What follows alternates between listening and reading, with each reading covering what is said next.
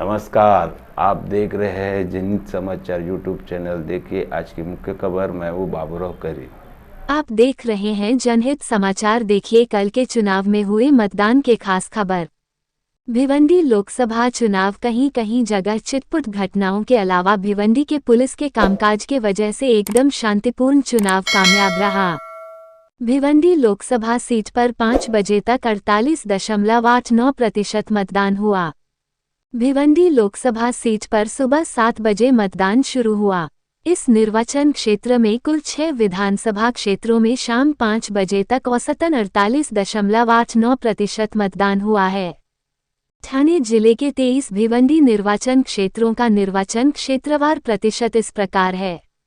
134 भिवंडी ग्रामीण 58.00%, 135 शाहपुर 50.99%, 136 भिवंडी पश्चिम 47.80%, 137 भिवंडी पूर्व 43.37%, 138 कल्याण पश्चिम 43.00%, 139 मुरबाड 51.18%।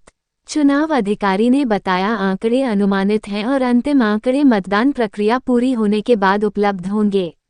साथ ही साथ भिवंडी पूर्व के आमदार रईस शेख जी ने चुनाव के पोलिंग बूथ पर जाकर जनता से अपील की कि शांतिपूर्ण चुनाव होना चाहिए, ऐसा लोगों को समझाया।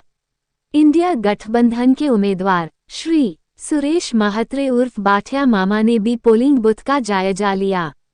भारतीय जनता पार्टी के उम्मीदवार कपिल मोरेश्वर पार्टी पंचायत राज्य मंत्री क्या कहते हैं, सुनिए।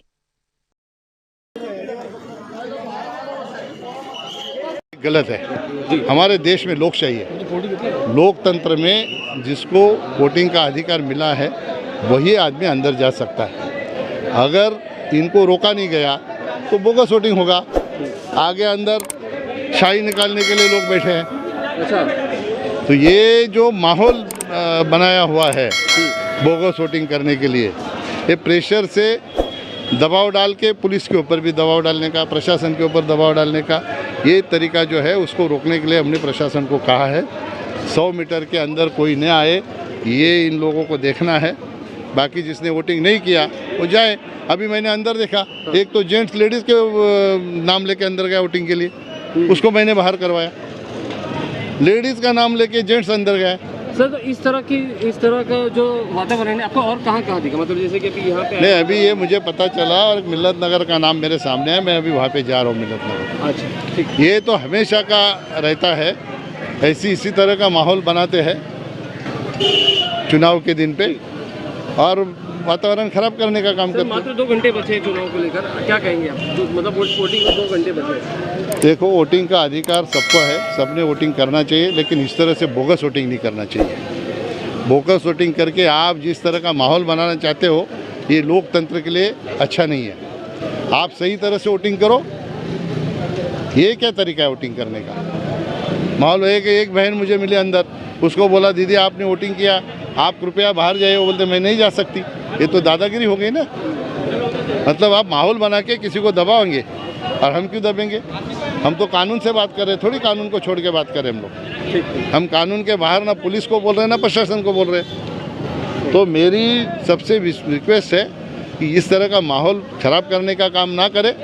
जो वोटिंग जिसको करना है वो, जिसको बाकी है वो चला जाए, बोगस वोटिंग करना बंद कर दे। सर, आपके ये यहाँ पे ड्यूटी पर तैनात आईओ के साथ पहले बदतमीजी की जाती है आपके किसी शख्स के द्वारा जिसके पास आई कार्ड होता है। आईओ उसे नोटिस देता है लेकिन वो नोटिस देने से इनकार करता है। मैंने चीज़ रिकॉर्ड है सर कैमरे में। सुनो मेरी बात, मैंने आरओ से बात किया। आरओ ने कहा कि अगर किसी कैंडिडेट का कोई प्रतिनिधि है तो पूरे लोकसभा में अगर बूथ में उसको जाना है तो दिन में एक बार जा सकता है। सर, कितनी देर के लिए? सुनो मेरी बात, वो मुझे पता नहीं, वो प्रशासन देखे, वो मेरा काम नहीं देखना।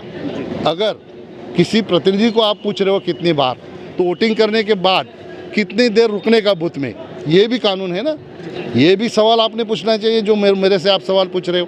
सर, वो तो वोटर्स हो गए, लेकिन कहीं ना कहीं उस शख्स का आई कार्ड लगा हुआ था, आपने उसको फेवर किया और कहीं ना कहीं जो आईओ मैंने फेवर नहीं किया। आईओ ऑन ड्यूटी था सर, भाई साहब, उस आईओ के साथ बदतमीजी की गई, उसने उसको नोटिस थमाया। भाई साहब, मैंने फेवर नहीं किया, मैंने खाली कानून से बात किया।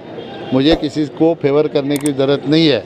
आप भी किसी को फेवर मत करो, आप लोकशाही का चौथा स्तंभ हो। आप दोनों साइड की बाजू जो है वो लोगों के सामने आपको ले जानी चाहिए। मैंने ना फेवर किया, मैंने सीधा आरओ को फ़ोन लगाया, वो हमारे जो अफसर थे उनके हाथ में फ़ोन दिया। आरओ ने उनको बोला कि वो एक बार दिन में एक बूथ में जा सकता है। अभी आप आरओ से बात करो। जनहित समाचार यूट्यूब चैनल सच्चाई का साथ देने वाला, जनता की समस्याओं को शासन प्रशासन तक पहुंचाने के लिए जनहित समाचार यूट्यूब चैनल को सब्सक्राइब करें और घंटी का बटन दबाएं। अगर आपको वीडियो पसंद आए तो कृपया इसे लाइक करें और अपने दोस्तों के साथ शेयर करें। वीडियो कैसा लगा उस पर कमेंट जरूर करें। वीडियो पूरा देखने के लिए धन्यवाद। जय हिंद, जय महाराष्ट्र।